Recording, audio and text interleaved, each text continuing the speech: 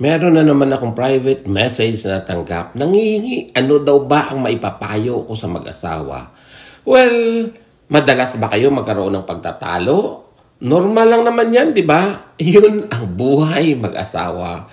Pero, paano nga ba magiging maayos ang pagsasama kahit na dumating kayo sa maraming problema? Di ba? Yan kasi ang challenge dun eh.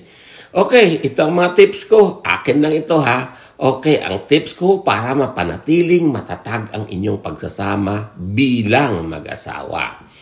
Unang-una siguro is paggalit ang asawa mo, huwag mo sabayan. Diba? Kailangan isa lang ang galit. Kasi pag dalawa kayo, patay tayo dyan. Kung galit siya, hayaan mo lang manahimik ka. Kapag kalmado na, tsaka kayo mag-usap at huwag matutulog na magkahaway. Di ba? Second, self-control. Di ba? Kailangan kontrolin mo ang sarili mo. Kailangan matuto kang kontrolin ang sarili mo. Di ba? Hindi pwedeng paggalit ka, mananakit ka. Or magsasalita ng masama or susugod na lang bigla. Di ba? Okay. Third, siguro, tanggapin mo kung ano ang asawa mo. Pinili mo yan. Ginusto mo yan. Kung anong pangit sa kanya, tanggapin mo. Magtiis ka. Diba? Ginusto mo eh. Pang-apat, pag may problema, pag-usapan yung dalawa ng pamilya. Hindi ng kapitbahay. Ng kaibigan at lalong-lalo na huwag niyong i-post sa FB kapag magkagalit kayo. It's a big no-no.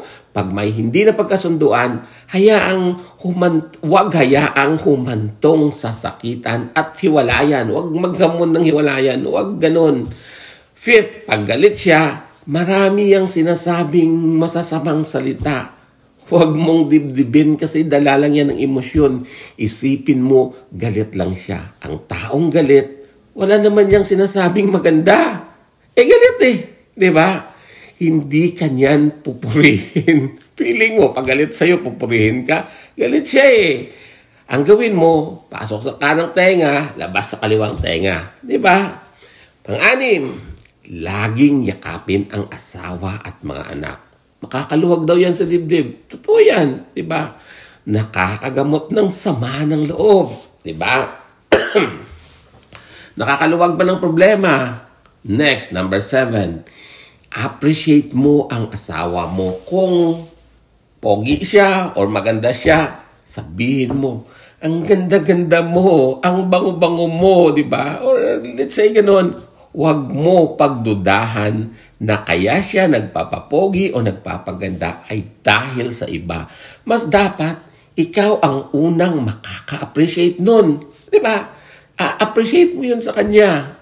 Next guys, o pang-8 is ang pinakamahalaga, ang respeto at tiwala sa kanya kaysa sa love, di ba? Respeto and trust other than love.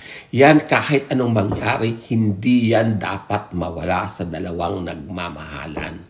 Di ba?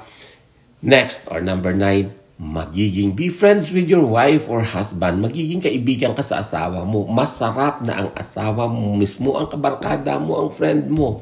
And then, yung panghuli, pang-10, open communication. Dapat lagi kayong nag-uusap. Dapat binabalikan nyo yung mga araw na nagsisimula pa lang kayo. For example, nagde-date kayo, nanonood kayo ng sine, nagkumakain kayo sa restaurant. Paano kayo nagsimula? Yung nagliligawan pa lang kayo, dapat nagde-date pa rin kayo. Hanggat maaari, walang kasamang anak or chaperone. Kayong dalawa lang pinag-uusapan ang problema, hindi ang pinag-awayan. Remember this, guys. A good husband makes a good wife.